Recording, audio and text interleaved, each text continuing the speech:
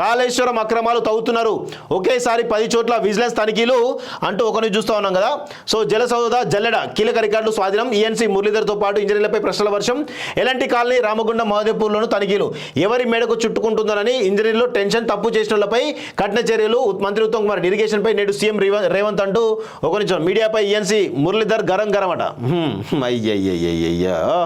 So మొత్తానికైతే ఏది కాళేశ్వరం అక్రమాలను తవ్వుతున్నారు, ఇది ఒక పాపాల పుట్ట.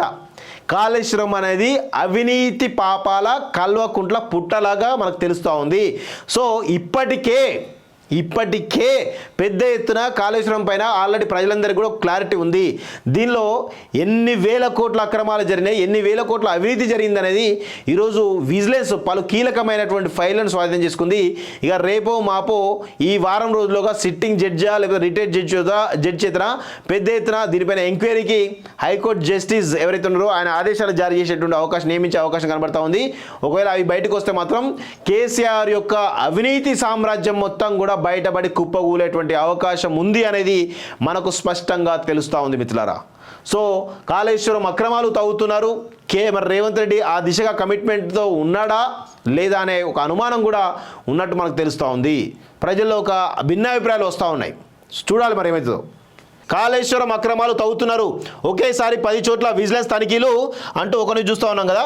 సో జలసౌధ జల్లెడ కీలక రికార్డులు స్వాధీనం, ఈఎన్సీ మురళీధర్తో పాటు ఇంజనీర్లపై ప్రశ్నల వర్షం, ఎలాంటి కాలనీ రామగుండం మహదేవ్పూర్లోనూ తనిఖీలు, ఎవరి మేడకు చుట్టుకుంటుందోనని ఇంజనీర్లు టెన్షన్, తప్పు చేసిన వాళ్ళపై కఠిన చర్యలు, మంత్రి ఉత్తమ్ కుమార్ ఇరిగేషన్పై నేడు సీఎం రేవంత్ అంటూ ఒకరిని మీడియాపై ఈఎన్సీ మురళీధర్ గరం అట.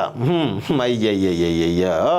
సో మొత్తానికైతే ఏది కాళేశ్వరం అక్రమాలను తవ్వుతున్నారు, ఇది ఒక పాపాల పుట్ట. కాళేశ్వరం అనేది అవినీతి పాపాల కల్వకుంట్ల పుట్టలాగా మనకు తెలుస్తూ ఉంది. సో ఇప్పటికే పెద్ద ఎత్తున కాళేశ్వరం పైన ఆల్రెడీ ప్రజలందరికీ కూడా క్లారిటీ ఉంది.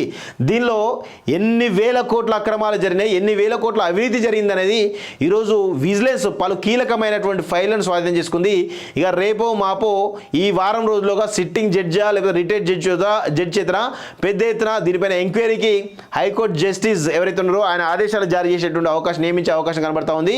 ఒకవేళ అవి బయటకు వస్తే మాత్రం కేసీఆర్ యొక్క అవినీతి సామ్రాజ్యం మొత్తం కూడా బయటపడి కుప్పగూలేటువంటి అవకాశం ఉంది అనేది మనకు స్పష్టంగా తెలుస్తూ ఉంది మిత్రులారా.